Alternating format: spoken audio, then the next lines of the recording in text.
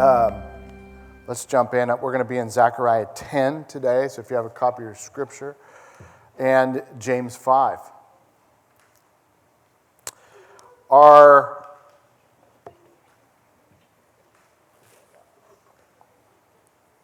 nation is in a spiritual drought. Our land is, spiritually speaking, dry and dusty. And it's time, people of God, that we ask for rain. So the message is titled, Ask for Rain. Let's pray. Lord, thank you for this amazing time of worship. We thank you for the gift set of Simeon. We thank you, God, for your presence. We thank you, God, that you're meeting with us. We just ask in this time that we have together, God, that you would encourage us and move us, God, and mark us. And these next few minutes to share your word, God, would you, for me personally, God, I come to you desperate, Lord, I need you. Without an anointing, these are just words. And so find me desperate, God. I ask for anointing, God, on behalf of the people, Lord. With anointing, everything changes, God. With anointing, suddenly these words become meaningful to us, God, and we can take something today, God, that will transform us, but I have to have the anointing, Lord. So find me humble and desperate and hungry, God, for anointing. Fall afresh, God, as we talk about the condition of our country, as we talk about the condition of our land, God, as we talk about what it means for us and our lives and our families, God. In 2023, what does this all mean? Tie it together, Lord, and I pray this in Jesus' name. Amen? You agree? Amen. All right, so I call these verses revival verses. And what I mean by that, there's certain parts of Scripture, there's these certain verses that I'm going through and the Lord just captivates me by them. And it grabs not only my mind, but it more importantly grabs my heart. And he says, pray in that. Don't just memorize it, but pray it in for the community. Pray it in for the country. And this is one of those revival verses. Zechariah 10, verse 1. It's going to be on the screen. Ask for rain from the Lord in the season of the spring rain. From the Lord who makes the storm clouds, and he will give them showers of rain. To everyone, to the vegetation in the field. I want to talk to you today about spiritual rain in Austin, Texas. It's curious that it's raining out.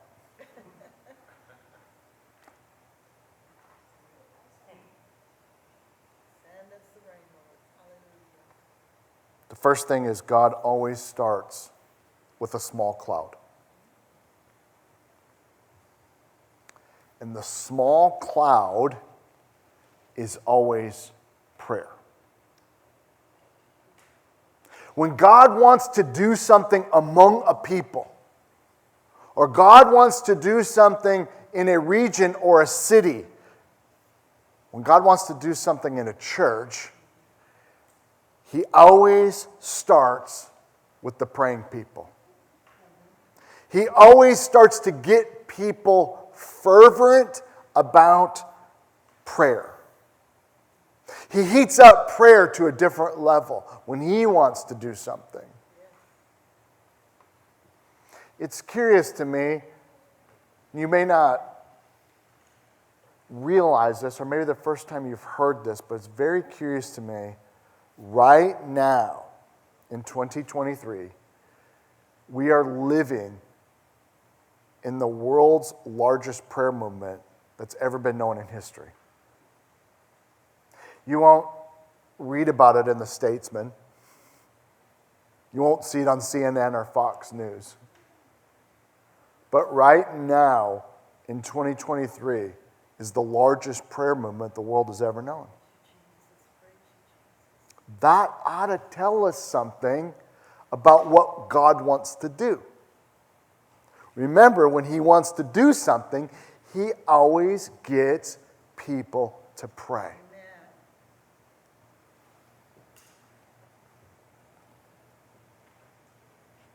And it doesn't take many.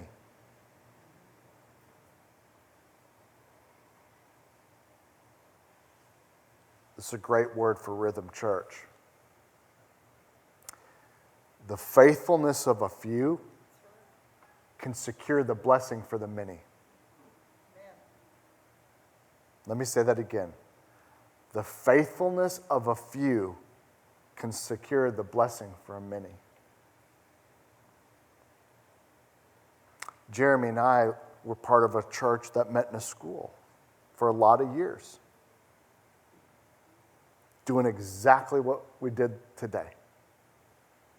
And I think Jeremy and I would both testify to you over 6 years of setting up, tearing down, setting up, tearing down, setting up, tearing down. God did more than we could probably ever even ask or imagine. It was the faithfulness of people like the Campen family that showed up every week and just sowed in and sowed in and sowed in, that we saw some amazing life change. It doesn't take many. And particularly in the area of prayer, it doesn't take many people praying that can usher in a movement of God.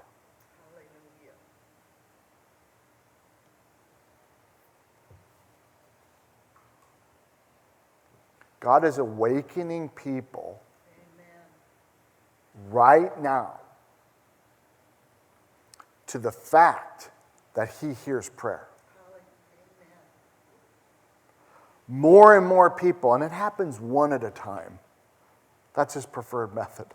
I wish sometimes it happened at the thousands at a time, but his preferred method is one at a time, one heart at a time. He gives them understanding, not in their mind, but in their heart. And that's happening right now, one at a time. People are awakening, saying, oh my gosh, God hears my prayers. Yes. And some people have been praying for decades, but really are coming to the awakening right now. Oh my gosh, God really hears me.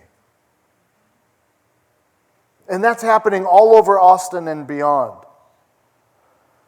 See,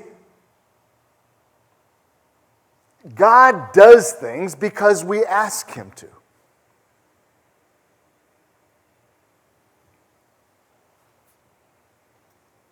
He also does less when we don't ask. This is the way the spiritual realm works. So, Dave was sharing with us the physical realm with all those physics things that work down here. Got a little PTSD, Dave. Don't worry about it. I went back to my 11th grade class. But we learn those laws in the natural realm, physics, right? About objects and motion and all that kind of stuff, right? Well, there's also a spiritual realm. And it also has laws. And how the spiritual realm works. And here's one of the rules, one of the laws in the spiritual realm. We pray. God hears us. When he hears us pray from our heart, it moves his heart. And when his heart gets moved and stirred, he then moves back down here in and through our lives and in and through our families. That's just the way it works. So right now, there's a cry going up to the throne room that's hitting his ear. And he's getting stirred. His heart is getting touched by the prayers of the people. And when he moves, then revival comes. And that's what we're crying out for. Do y'all get that? By the way, you can talk back. Do y'all understand how that works in the spiritual realm? But also, if we don't ask, he doesn't move as much. It's time that we ask. Can I get an amen? The spiritual realm gets kicked in by our asking. So James 5, James says this, the prayer of a righteous person has great power and works. And then James then goes on to use very strong language to back up his point on the power of prayer and the power of asking by sharing the story of Elisha. Elisha, one of the greatest prophets of the Old Testament, who turned a nation back to God through one thing, his prayer life.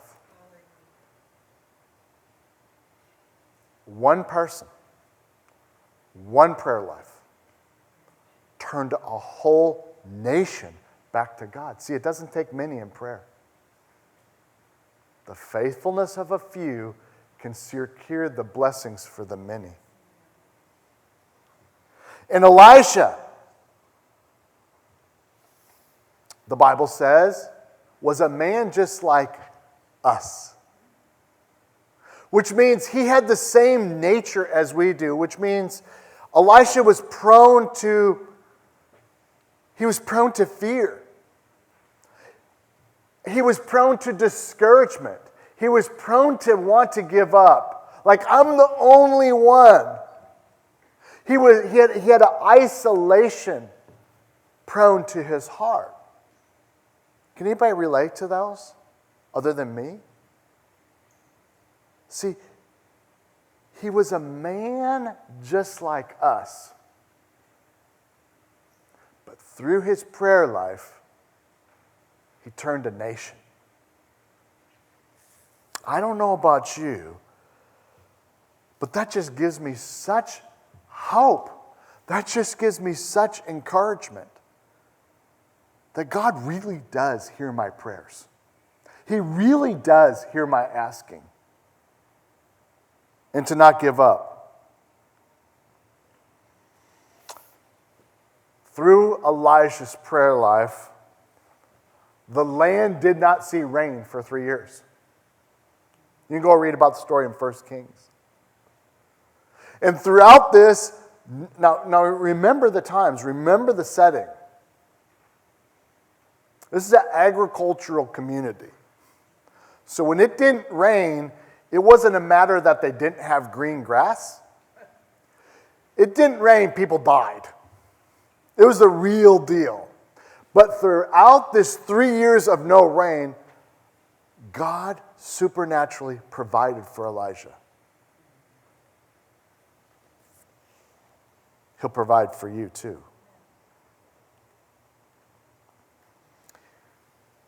The reason he asked it not to rain is he wanted to return the people back to God. And through his prayer life, he was declaring Yahweh is God, not Baal. But James doesn't stop there. He goes then on and later in James, after this 3 years of drought and no rain because of a man's prayer life, the Bible says he started praying again. And if you know the story of what happens, in James it says this, and the heaven gave rain to the earth, and it bore fruit.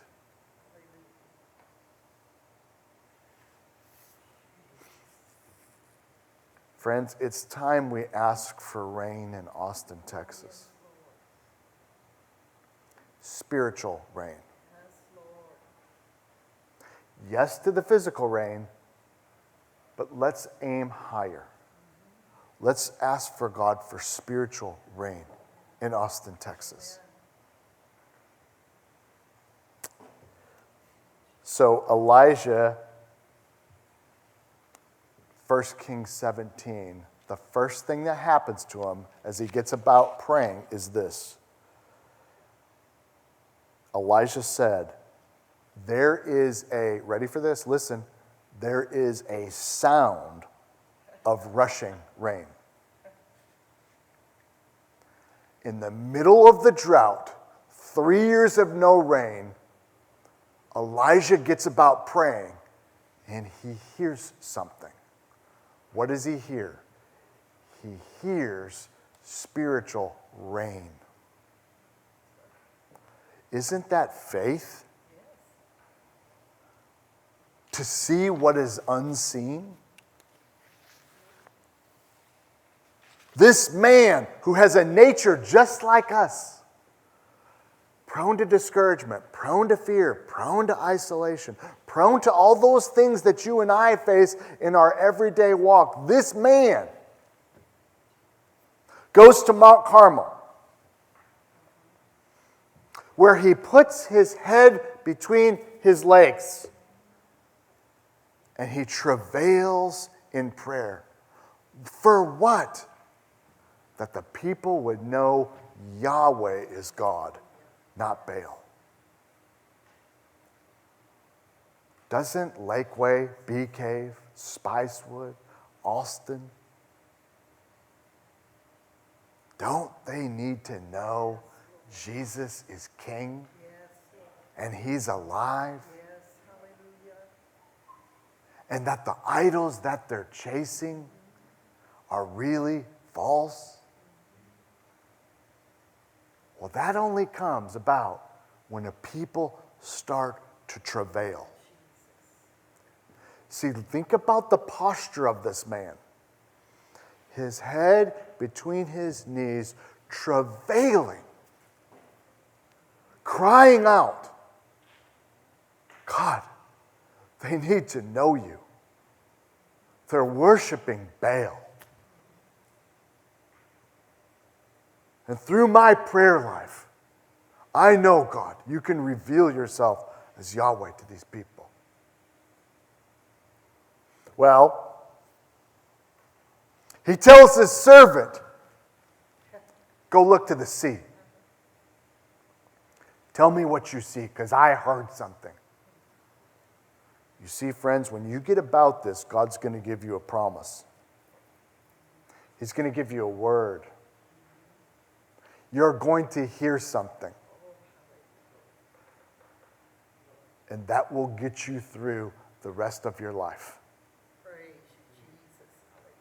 Because you heard from Him. This man heard, I hear something. I hear the rushing rain. And as Pastor said, could you imagine that friend group of his saying, you lost it. You're crazy. Loco and Cabeza, you have lost your mind. We haven't seen rain in 3 years. And how do you even hear something like that? But he knew. God spoke to me, and I heard. What do you see? Go to the sea and tell me what you see. The servant went back, said, there's nothing. He came back and he said, go again. There's nothing, Elisha. Go again. You see, because when you get a word from God, you know, and it will sustain you.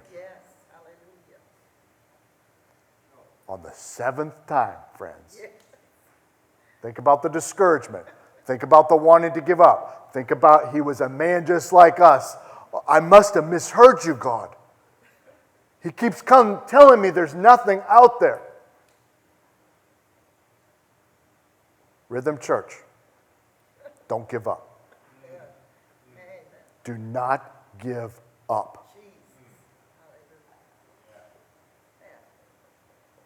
Now the 7th time, he came back and he said, Elisha, I see a cloud. It's a small cloud, the size of a hand, but I see a cloud. Do you know what the cloud is? That's prayer. It always starts small, seemingly meaningless. But God always starts with the small cloud, and it's prayer.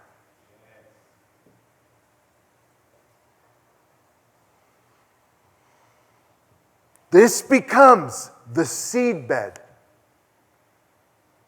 to birth something. Do you see what you're doing, Rhythm Church? You're birthing something new in the community. You're birthing something new in Austin. And it always starts small. See, through our humanity, we want to try to talk God into doing it our way, which is we want it always bigger and better and faster all the time. And he's saying, stop. I need you to adjust to my way. And my preferred way, I always start small.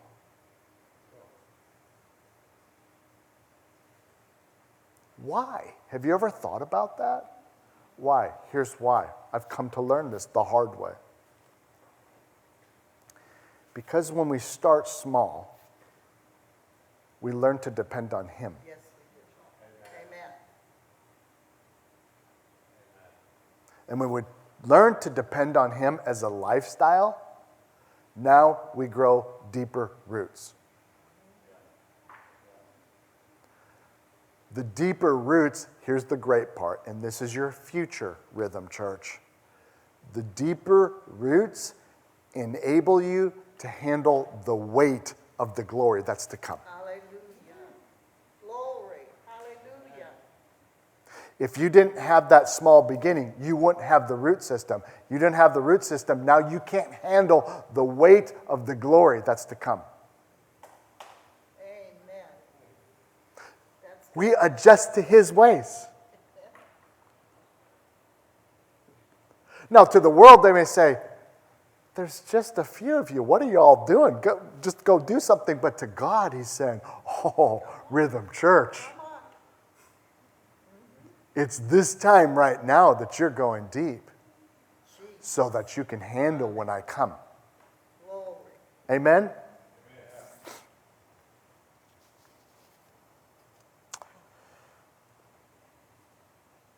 Good word. Hosea 10:12 says, sow for yourself righteousness, then reap steadfast love. Ready for this? Break up your fallow ground, for it's time to seek the Lord, that He may come and rain righteousness upon you. What you're doing right now, church, is you're breaking up the hard ground. And that never comes without a cost. But this is what you're doing. See, Hosea likened the ground, because again, he's using agricultural terms. He likened the ground to our hearts. He's saying, break up the hard hearts. Real talk, I live out here. This is my community. I live in Lakeway. I get it. I've lived here 17 years. These are my people. This is where God has called me. But we have hard ground here. This is hard ground. And what you all do is you're helping break up the hard ground.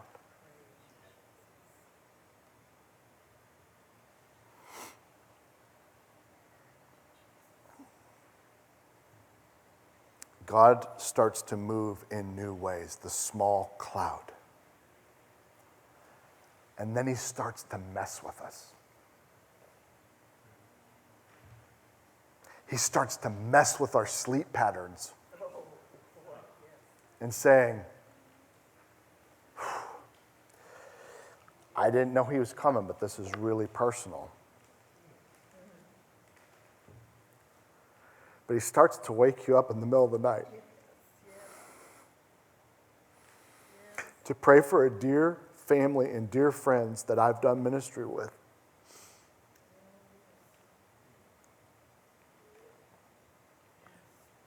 Because she has cancer. And he wakes you up and he says, you pray for her. And you find yourself up in the middle of the night on a Saturday night, up by yourself saying, God, heal her.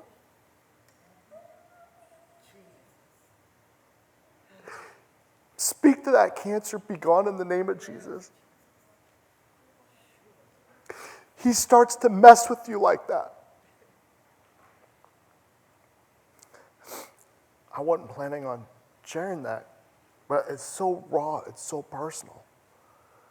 But that's the stuff he does when he wants to bring about a great reign over a city. He starts to mess with your normal. He starts to mess with your checkbook.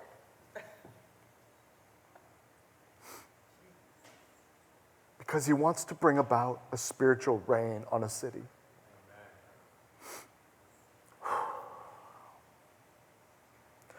How do we break up hard, fallow ground, Rhythm Church? How does this happen? One, tears. He starts to get a people whose hearts are broken for the things that break his heart. And that comes with tears. Our tears break up hard ground in Lakeway. I'm still wrestling with this, but I think I'm there. I don't think a mouth can proclaim something until the eyes have been watered.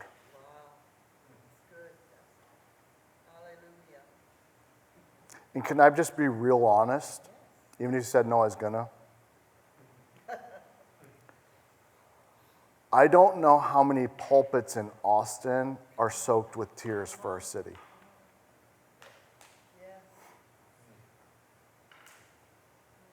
And that's convicting to me who speaks from a pulpit. I think we as the people of God need to break up the ground of Austin with our tears. When Jesus saw the spiritual condition of Jerusalem, what did he do? The word says he wept. How many people are weeping over Austin right now? What I see a lot of celebrating Austin. And I don't want to be Debbie Downer pastor. And there's things to celebrate. It's a wonderful place to live. I'm so glad God brought me here. But maybe we need a little less celebrating over Austin, a little more weeping.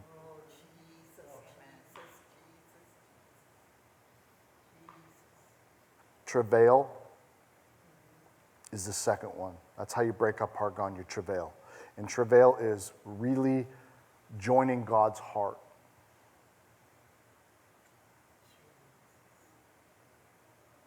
In our prayer room that I lead, God gave me this about 3 years ago. He said, Chris, the prayer barn at Austin Christian Fellowship is going to sound more like a birthing room than a library. I've been in a birthing room. You hear stuff that'll mark you. And all the dudes, right? I mean, there's a sound that comes out of a birthing room. You can't shake that for a while. It's called full-on deliverance ministry. Right? The great uncle, he's not welcome in the birthing room, right? You sit out in the waiting room. That's not for you. And all the women said, amen. That's travailing. That's that sound. Hallelujah. That's the sound that's so attentive to the Father's ear. Oh, that's the sound of people wanting to birth something new. Yes. Oh, those people, they just aren't praying. They're travailing. And the third is you break up hollow ground, hard ground in Austin, tears, travail, and trumpets. It's time we blow the trumpet. It's exactly what Elijah did, saying, I'm blowing the trumpet. Yahweh is God, not Baal. And it's time for the people of God in Austin, Texas to get up, rise up, and blow the trumpet. Jesus is alive. And he's the King of Kings, and he's the Lord of Lords, and he loves you more than you could possibly ever imagine. And I'm going to be reckless about my testimony. Amen. Me too. The days of, let me get to know my neighbors a little bit before I tell them what I stand for. Let me massage this a little bit. I still like their barbecue. I'll still be invited over, so I'm just going to kind of slow play this. I think those days have to be over. Yes. And I think it's time we walk into backyards and neighbors' houses and saying, I'm your neighbor, I love you so much, and I'm a follower of Christ, and I want you to be too if you're not.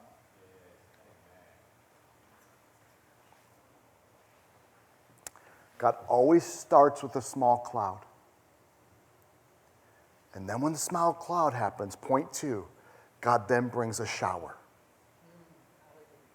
Amen? I know Pastor knows about this, but do you all know what happened in a college campus in Tennessee a few weeks ago? Do you all know what happened at Asbury University? That was a shower. And if you don't know, it's a university in Tennessee.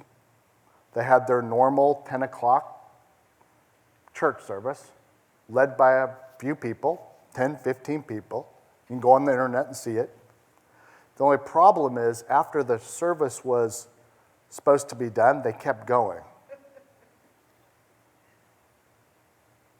And they kept going the next hour, and the next hour, and the next hour, because the presence of God came. Yes. They experienced a shower. And suddenly kids, they couldn't care less about the next class they had because they felt the presence of God. And suddenly the text went out and said, you got to get to the chapel. You got to get to the chapel. You got to get to the chapel. And now the university comes. And this happened the next day.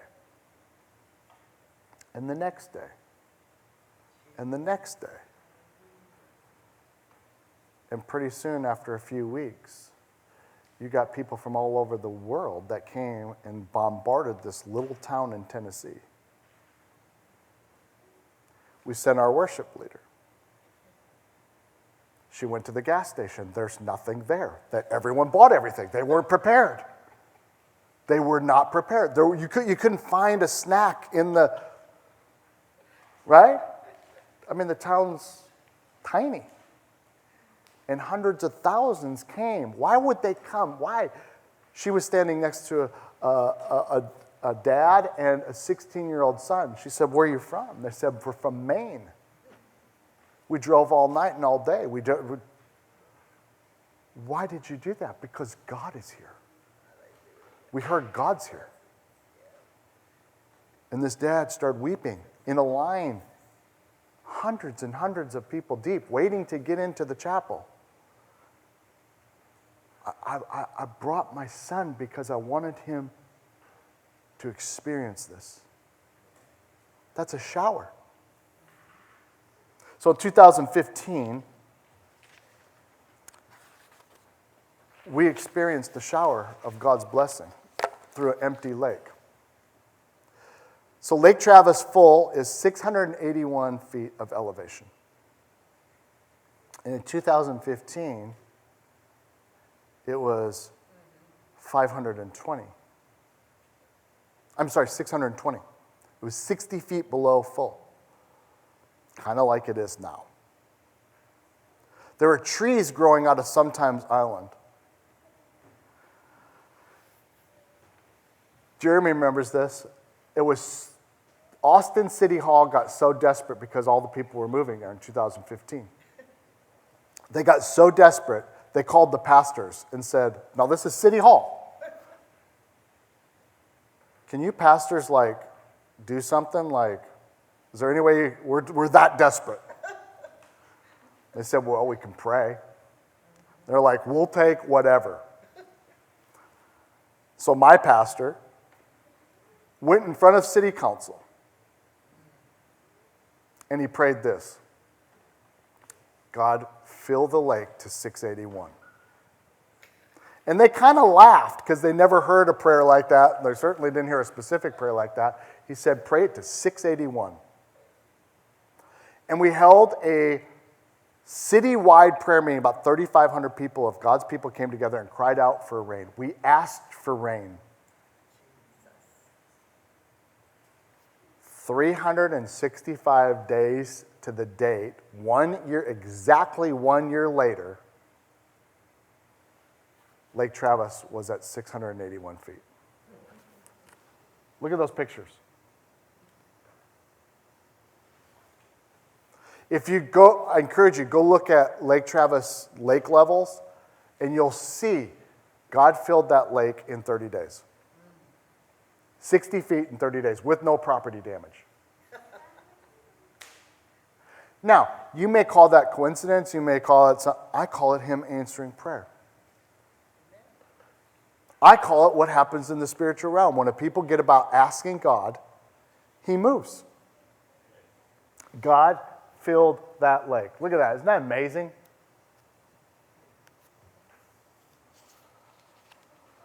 That was a shower. It was God saying, I heard your prayers. Let me answer. Which leads me to the last point. God always starts with a small cloud. Then he brings the shower. And the third thing he does, he ushers in the downpour for the great harvest.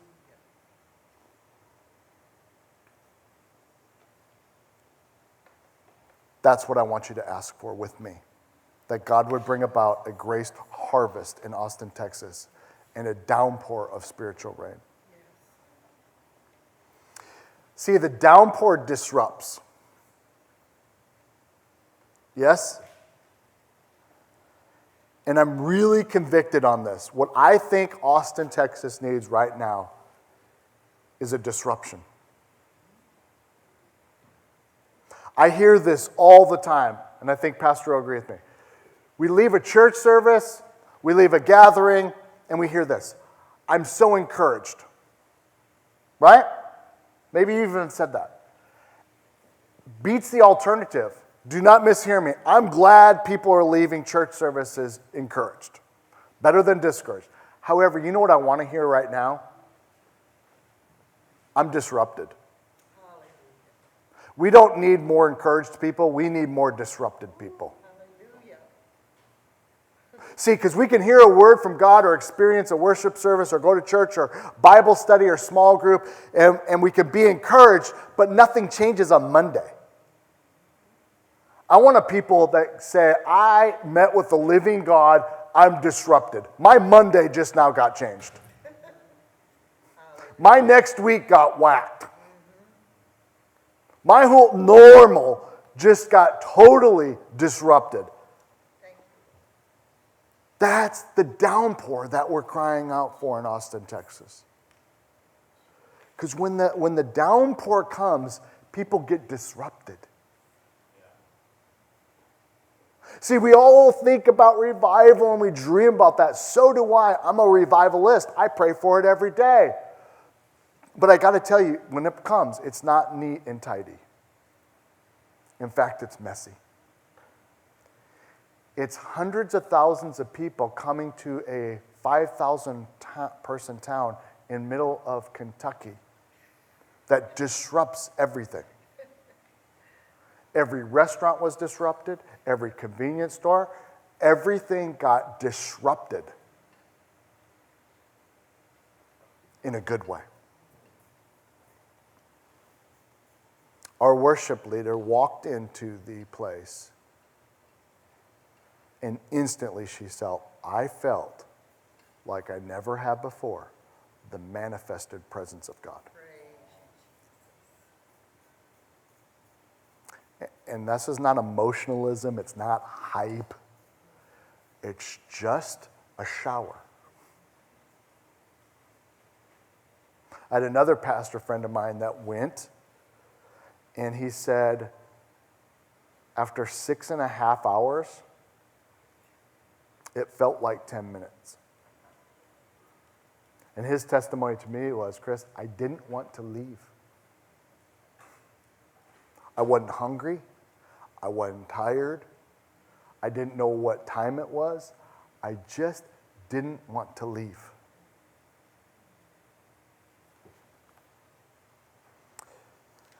But last thing for us to think about, there's power in asking. But why don't we ask more? And this is where the convicting part comes, because I'm preaching to myself. Are we too proud in our land to ask? Do we have too much self-sufficiency to ask? Because I think our whole cultural system is set up on not asking. I think we have a whole system that prides itself on not asking.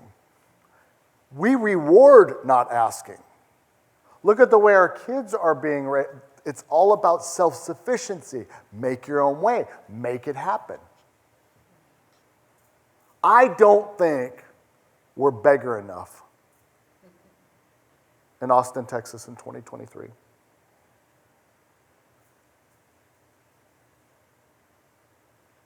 Why?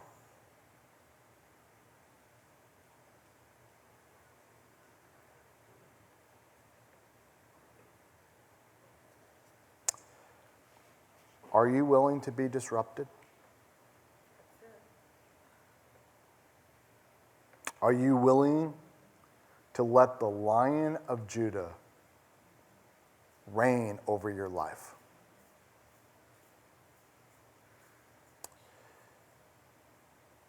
Dorothy Sayers is an old theologian, and she wrote this: the people who hanged Christ never, to do them justice, accused him of being a bore.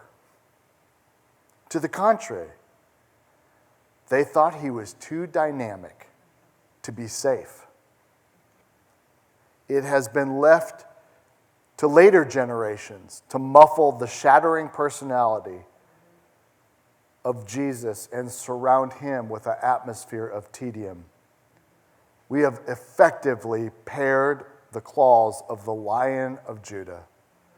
We've now certified him as meek and mild and recommended him fitting as a house pet for pale old ladies and pious old priests.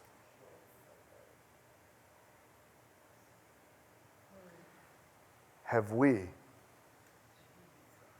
made Jesus a nice, domesticated house cat? And effectively have we paired the claws of the Lion of Judah in this country? It's time we hear a new sound. Hallelujah. Yes. How many have ever heard about the Roaring Twenties? Remember the Roaring Twenties? It's time we hear the Roaring 2020s. But we hear a different roar. Yes. Not a roar of economy, not a roar, it's the roar of the Lion of Judah. Hallelujah. It's time we hear the roar of 2020s, of the Lion of Judah reigning in Austin, Texas. And the last question, are you willing to be disrupted? Are you willing to have the Lion of Judah reign over you and your family? And the last one, are you willing to be misunderstood? Because when the downpour comes, everything gets disrupted, including you and suddenly you become misunderstood. Are you willing to pay the cost?